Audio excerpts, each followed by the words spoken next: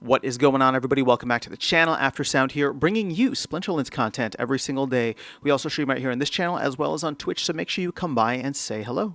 This video is also brought to you by my music, which is available anywhere you stream music under the name After Sound, and I do have a new song out recently called Dreamin', so check it out. Let me know what you think, and I appreciate the support.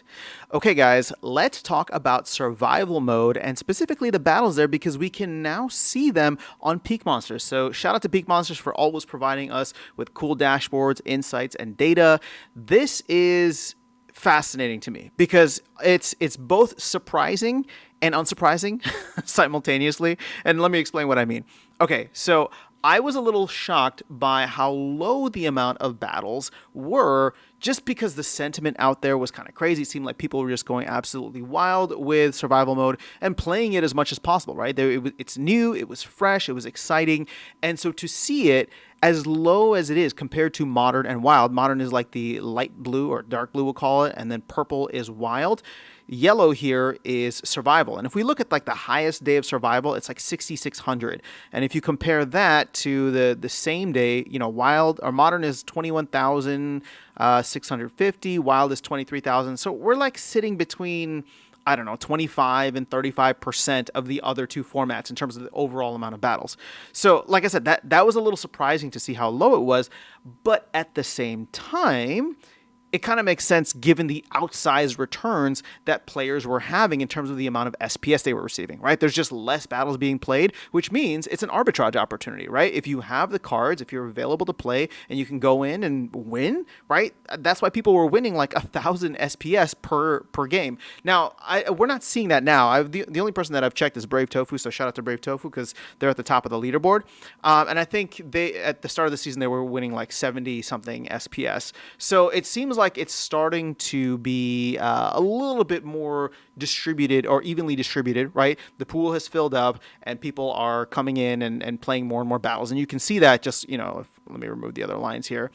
You can see that, you know, this has been happening a little bit more significantly.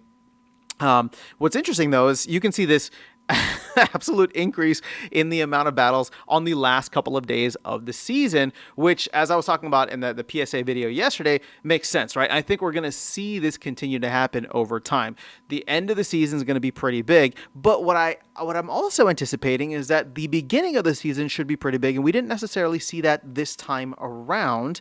And the reason for that is because I wasn't aware, and that's why I did the PSA video, but I'm sure many others might not have been aware that, like everything just resets. All the cooldowns reset once we get to the new season, right? All of my battles, I didn't really do anything in the first couple of days. Not that I'm even playing survival mode, but like had I been, that would have been my mindset, right? I just run through everything, use up all my cards, all my summoners, all my units by the end of the season, and then log back in and expect them to be on cooldown for at least a couple of days. So that's the expectation that I have moving forward.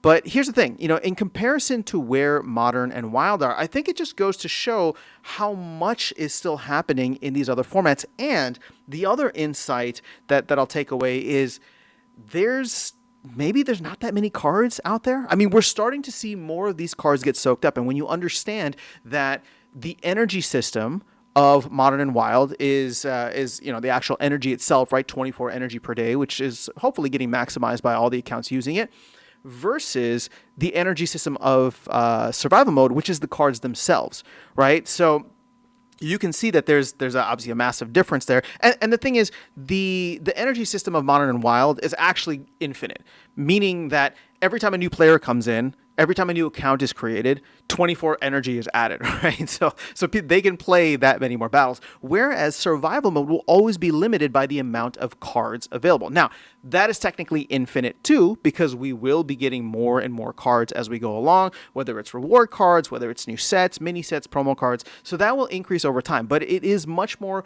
hard. It's much more capped, or time capped, I should say, just because you have to wait for these new cards to actually come out, or these new cards to be won, right? For example, in rewards or gladiators, whatever the case is.